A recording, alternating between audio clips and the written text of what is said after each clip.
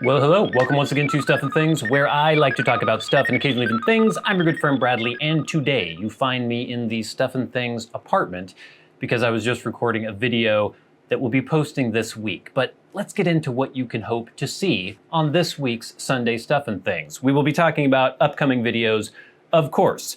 We're going to be talking about some very persistent spiders. We'll also get into how I've sort of forgotten how to read lately. Been kind of weird. Also, just a kind of weird, I guess you could call it a philosophical musing about your inner dialogue. We'll get into that. Talk a little bit about fairy woes, maybe about a book that I've been reading. I guess, actually, let me cross that out. That's going to go into the Forget How to Read Fiction section of this Sunday Stuff and Things. And then, of course, your question on this week's hashtag #AskStuffandThings, because once again, we only have one. We need more questions coming in, gang. Come on, let's go. So let's get into this. All right, so first up, upcoming videos, things that you can look forward to on the channel. I just recorded, and that's why we're here right now. Let me reach down and grab this. I just recorded the next update for the 9-month guitar challenge video, and I had a hard time, actually. I was trying to show how I've been playing Black Dog, the Led Zeppelin song, and it's a hard song, for me anyway. The timing is really weird on it too, but I've been working on that. But for some reason, whenever I'm recording these guitar videos, I cannot play at all. I don't know what it is. When the camera's on, my fingers turn to mush and I just can't play very well. So it's me going over and over and over, just trying to show you guys what I've been learning and like, look, I've learned this song. And then no, I now can't play that song at all because the camera's on and I'm on video. But anyway, I was trying to play a little. I don't have the guitar plugged in or anything, so you'll just have to hear it.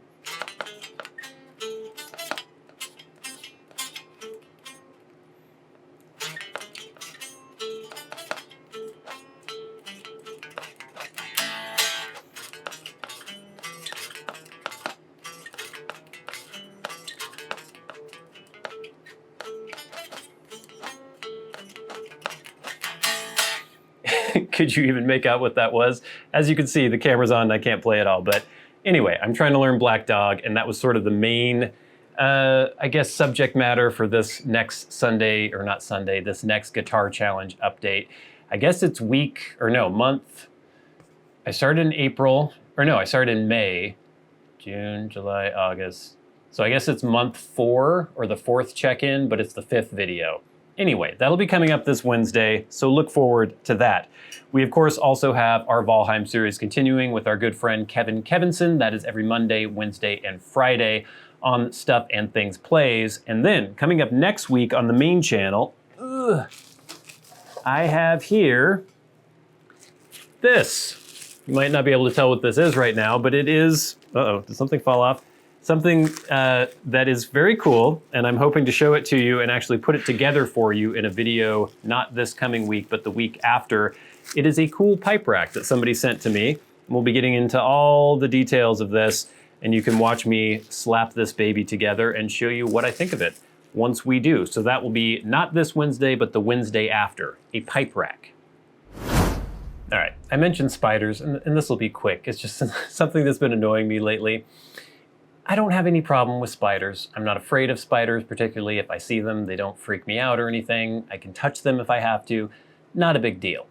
The thing that drives me crazy is every single morning, all the neighborhood spiders get together and they decide to make webs all around the walkways, going down our porch, onto the sidewalk that goes into the parking area, down onto the street. They put webs everywhere because they're trying to catch me. They think that they can possibly catch me in a web, suck me dry, and it's just not gonna happen, but they try every single morning, and not only every single morning. So I get up in the morning, I get out, get onto the porch, I walk down, and there's always this one spider that has made a web across the staircase that goes down into the yard and over to the sidewalk. And every day, I take a stick or something, or even my foot, and I just delicately part the web so it can swing to one side. I'm not trying to kill the spider, but I don't want to be captured. And then I walk on, and often by the time I come home, that web is back. The spider is like, okay, I failed that time, let me try again. Same thing, all around the yard, all around getting into my car. But now the thing that they're doing is that they're moving inside and they're trying to make webs in here to catch me. I leave my office, open the door, and suddenly I walk into a spider web. And this is from, I came into my office maybe an hour before, and in that time, the spiders, they get together and they make a web. You're never going to catch me, spiders. I'm much too large, so please stop trying. I'm tired of getting web in my beard every single day. It's really annoying. Okay, I mentioned that I've sort of forgotten how to read. And I don't mean that I've literally forgotten how to read. And I don't know, maybe some of you can relate to this, but ever since the advent of this thing, the smartphone, I have had a smartphone. I guess, well, I didn't get the original iPhone, but I got the next iPhone, the iPhone 3G. So it's been a long time that I've had one of these. And I used to be a very big reader. And I guess I still do a lot of reading, but often it is on a screen. It's a website, it's a news story, it's whatever. I'm not just sitting down, opening a book and reading. And if I do, it's typically not fiction. But fiction used to be the only thing I ever really read. I loved fiction. I read fiction all the time. I always had a book with me. I'd always bring one to work. I'd be reading it on my lunch breaks. I'd be reading it if I were waiting for an inspector to come to the site. And lately I've just thought, okay, I've been reading some nonfiction stuff, interesting books, but I want to really get back into reading fiction. And so I picked up The Dying Earth by Jack Vance because I had heard that it was very influential to Gene Wolfe, one of my favorite authors of all time. His series, The Book of the New Sun, was also about a very, very far future Earth where technology and fantasy and magic and everything is all kind of melded together. And apparently I had heard that The Dying Earth was sort of an inspiration for that series, or a big inspiration for that series.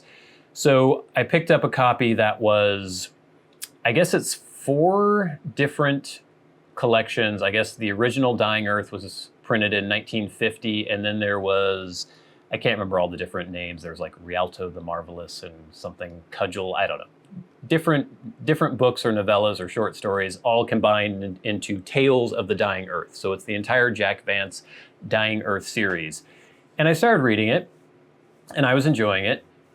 And then I realized, okay, I need to reread this page I just read because I can't remember what I just read. And that never used to happen to me, and people are going to tell me it's because I'm old or something, but I don't think that's the case. I think it is that I'm so used to having my attention divided between many different things. I'll be sitting at my computer desk editing a video while I also have a YouTube video up, listening to that, while I'm also reading some news story or something on another monitor. And for me to just sit down, open a fiction book and read it and comprehend it is just something that I don't have practice with anymore. And I think that's all it is practice. So have you out there experienced something similar? I opened the book. I used to be able to read so quickly, just like amazingly quickly with very good comprehension. I remember everything that I read. And now I'm sitting there, I'm reading, like, oh, wait a minute. What did I just read? Let me read that again. Okay, now I sort of got it. But as I've been reading this book, I think that it's sort of starting to come back with me, and I want to get it back because reading was such a huge pleasure for me. And I just feel as though if I put in the time and actually read some more, then the comprehension and the speed will come back, and it'll be sort of like putting on a nice, comfy old pair of shoes. Hopefully that's the case. But have you out there experienced this as well with these smartphones and just all these distractions everywhere? I know this probably isn't an original idea or an original complaint. A lot of people have probably mentioned this in the past, but yeah, reading. Reading is good, and I want to get better at it again. And again, it's not that I don't know how to read. Obviously, I have a very high reading comprehension or reading level. But as far as just being able to sit down and concentrate and think about what I'm reading and not let my mind wander, I'm just out of practice. Kind of annoying. All right, and here's something sort of philosophical, I guess, and it's something that occurred to me because my brother was telling me about a YouTube video he watched in which a couple were, I don't know what the video was actually about, but they got into some sort of digression where the male of the couple was asking his girlfriend, something about like, oh, well, don't you ever, when you're talking to yourself or when you're thinking to yourself, you use this certain word or that certain word. And she said, what? What do you mean?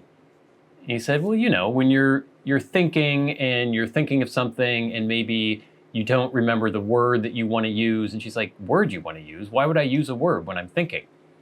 And he said, well, you think in words, don't you, when you think? She said, no, I don't think in words. I was like, what? What do you mean you don't think in words? And then they got into this whole discussion where basically he was telling her, when I think, I often think in sentences. I'm using words. I'm using my vocabulary inside my head. I'm not saying it out loud. I'm not mouthing the words, but they're in there in my head. And sometimes I have conversations with myself, or even I act out conversations with other people, things that to me sounded, very normal and very reasonable. But for her, she said that she never does that. She never thinks words. She never thinks sentences. She just has feelings and reactions and emotions. And then, she might verbalize some of those things and then they turn into words, but only once they have gone from in her head out of her mouth. And I'm not saying that this is some sort of male-female thing at all, because I was talking to my fiance about this and she is exactly like me. And I thought that most people were like that.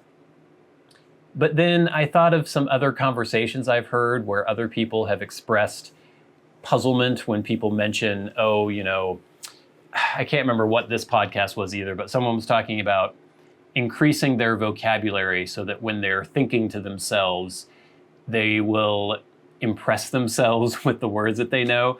And the other people were, it was a Ricky Gervais show. The other people were incredulous because they were saying, you don't think words. You don't need words when you think.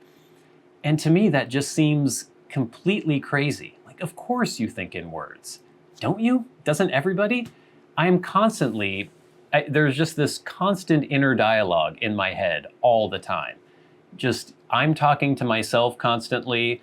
I am having conversations with myself. Everything I think is though there's a voice in my head thinking that, my inner voice. Isn't that universal? But it seems like maybe it isn't, and it's such a fascinating idea of perception. There's that idea that people come up with sometimes where, okay, I'm seeing this color, we both agree that that color is red, like this guitar back here.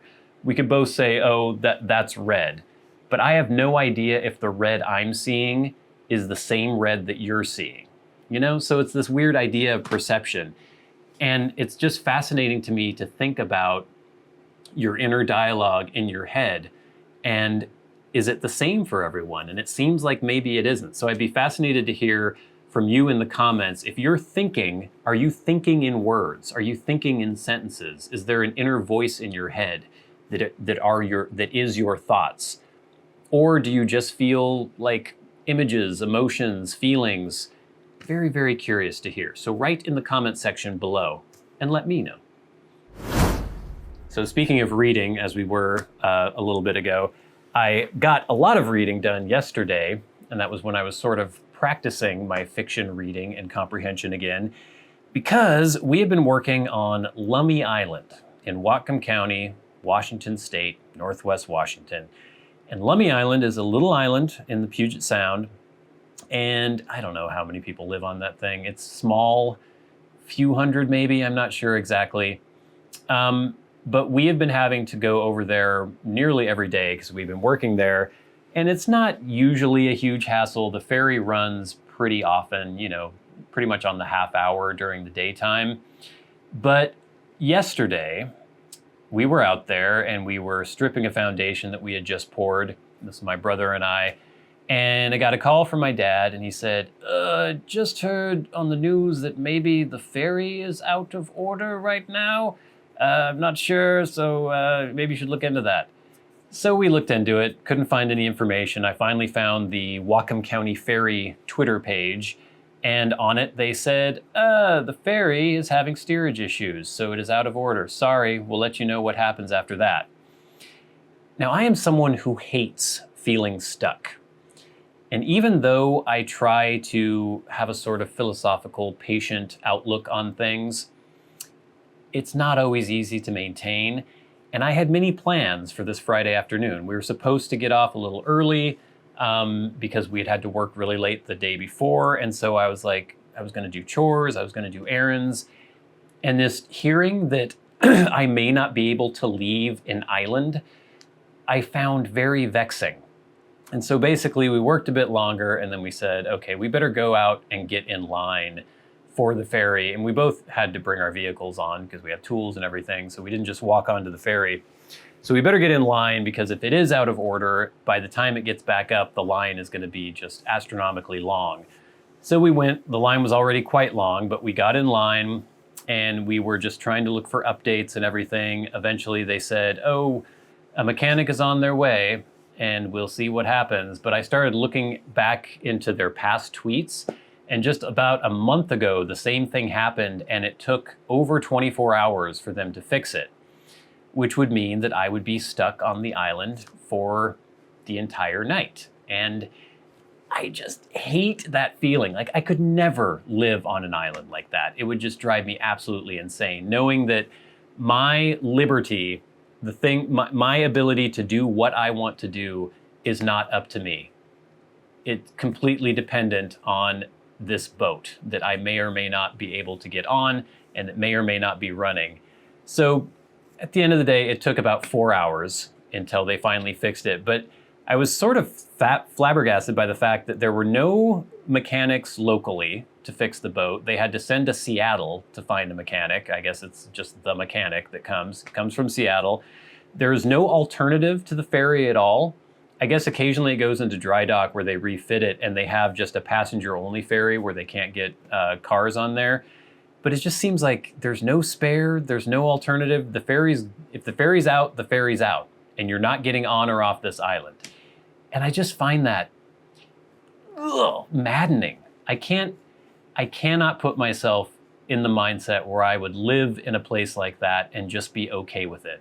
And maybe that's more evolved. Maybe that's just experiencing clarity and patience and not being so freaked out about schedules and timetables and things like that. But I just can't deal with it. It drives me absolutely insane. And I was quite annoyed by the end of that. I mean, I was glad that we actually got to get off the island that night, but it was 4 hours later than I was expecting to get off the island. Though I did get a lot of reading done. And it was a good book. All right, gang, it's been kind of a rambling Sunday Stuff and Things this week, but just some things that have been on my mind, things that I've been interested in discussing with you guys, and I'm really curious to hear your comments in the comment section below. Let me know what you think about the subjects we've been mentioning on this week's Sunday Stuff and Things. We have one question this week. Just one. And it is via Patreon from our good friend Dr. Dre. But remember out there, gang, if you have a question that you would like me to answer on the Sunday Stuff and Things, tweet at SAT Bradley with the hashtag askstuffandthings, or leave questions in the comment sections on videos of my videos on YouTube, not just any random video, because I probably won't see that. And then also you can go via Patreon like our good friend Dr. Dre did if you are a Patreon supporter. Dr. Dre says, "Hey Bradley, you mentioned that you've played Planescape Torment in the past and seriously considered playing it again. That was an excellent game and I really hope you decide to do just that. I was curious what other similar games from that era that you may have played as well. I was thinking Baldur's Gate, early Fallout titles, and maybe other RPGs. Thanks."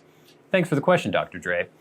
Planescape Torment, for those of you who don't know, was a computer role-playing game from sort of an isometric perspective made by, was that BioWare or Black Isle? I can't remember. It was an early, well-known computer RPG maker, and it was from 97 or 8 or something like that. It was late-ish 90s, and fantastic role-playing game. Absolutely loved it. I was big into those PC role-playing games at the time. I think we got our first PC when I was in middle school, and you know, it was so rudimentary and so crappy that it couldn't really run much of anything. I remember upgrading it to 1 meg of RAM at one point so I could play a game. But I started out playing like the Ultima games, but I think like Ultima 7 was maybe my very first computer game. So that was an old school computer role-playing game. And then, yes, I definitely played Baldur's Gate. I played Baldur's Gate 2. I played the expansion, The Shadows of Om. Never played the original Fallout games, but I was super into Baldur's Gate. I loved those RPGs that were based on like the Dungeons and Dragons rule set or whatever. I thought those were really cool. Planescape Torment was amazing. I was also into some of the kind of point and click adventures from that era, like what was it? Police Story or Police Quest. There was King's Quest. I played a bit of that when I was quite a bit younger. And then there was an Indiana Jones game called Indiana Jones and the Fate of Atlantis, I think. I think that was a LucasArts one. I can't remember. I can't remember which developers did these games, but yeah, I was super into these games, and I am very curious. I picked up Divinity Original Sin 2 on Steam, which is sort of the modern version of these kinds of old computer role-playing games, the ones like Baldur's Gate and Torment. And I tried playing it, and it just wasn't clicking with me, and I don't know if maybe I'm just not into it anymore, but I would like to try Planescape Torment. I did get it on Steam, and so maybe at some point, I don't think I would do a whole series of that on Stuff and Things Plays, but maybe I would do a one-off thing where I'm like, okay, let's revisit this. Is this still good? Or is it so dated that I just can't play it anymore? But that's a good question, Dr. Dre. Thank you very much for that. And now, gang, before we go, it is time for the very best part of the show, and that is where I thank our Patreon supporters. There is a link in the description box below if you would like to support the channels on Patreon. It makes a lot of things possible. The camera that I'm filming this video with right now, I'm helping to pay that off with, or you're helping to pay that off with your support on Patreon. Blends that we get for review, other products, lighting, all sorts of things. The Adobe Creative Suite subscription that I pay for every month, you guys help with that too, with your support on Patreon. But every week, we like to thank the people on Patreon who support the channels at $25 or more a month. People like Kirk Crompton, Private Eye, Glenn, Jason Buckner, Jen O'Side, John Leone, Gloria Phillips, Ryan McFadin, Matt Marino, and Joe Heaphy. And of course, we can't forget the Maniacs, the crazy maniacal weirdos who support the channels at $100 a month. People like our good friend, Peter Straub, our other good friend, Bob McGee, and our newest good friend, David Gaudreau, Mr. Luxurious himself. Thank you all so much for your support. Thank you all so much for watching, for sharing, for liking, for subscribing, and all that good stuff gets us up in that YouTube algorithm. Please stay tuned for the 9-month guitar challenge update coming up this Wednesday. The Wednesday after that, I will be putting together a pipe rack and telling you what I think of it. Also, Kevin Kevinson's adventures continue on Valheim on Stuff and Things Plays every Wednesday, and Friday. But until next time, until we meet again, I've been your good friend Bradley. You've been the audience. This has been Stuff and Things on a very pleasant Sunday, Stuff and Things. I'll see you later. All right, can I actually play this now?